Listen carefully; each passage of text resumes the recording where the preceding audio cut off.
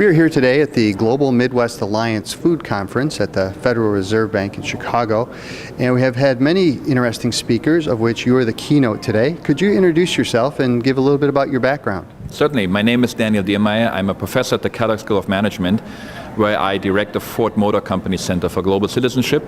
And in September, I'll be moving to the University of Chicago as the Dean of the Harris School of Public Policy.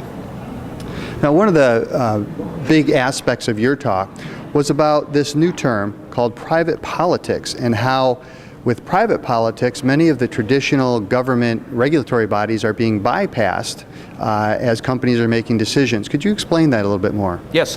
So private politics is really an emerging phenomenon that is a consequence of the growth in the media environment, growth of NGOs, and then also the increasing globalization of business.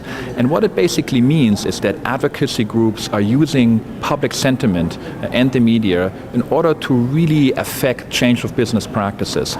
Typically, this doesn't run through legislatures or courts or regulatory institutions, but it uses the media to use consumer sentiment to basically force companies and entire industry to change their business practices. Now, in this new environment where a lot of drivers of that with social media and independent news organizations that didn't exist very long ago, how does this affect companies and what should they do in this environment? I think it's really something that can have a fairly profound effect on companies, because if you have an area that leads to pressure for changing business practices for companies and entire industries, it is as if we had a law or a new regulation that was passed that would traditionally be the instruments that we use for regulation. The difficulty for companies is that very often these issues come out of nowhere. They may be driven by a single activist.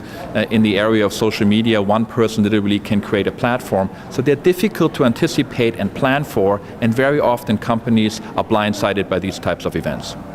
Now, what would be the overall global consequences of this for policy decisions for the United States and worldwide? And do you think that these are positive changes? And what should be how will they affect the policy of governments? I think the jury is still out whether these changes, the policy consequences of these private politics mechanisms are positive or negative. There already have been some studies that have shown, particularly in the area of labor regulation, that they can have fairly profound impact on wage rates and so forth. The question is really, are they going to have positive consequences? And there we have to use the tools of policy analysis that we typically apply only to governmental institutions, and now we have to think about these private alternative mechanisms as well. Well, thank you very much. I enjoyed your talk very much today. Thank you, my pleasure.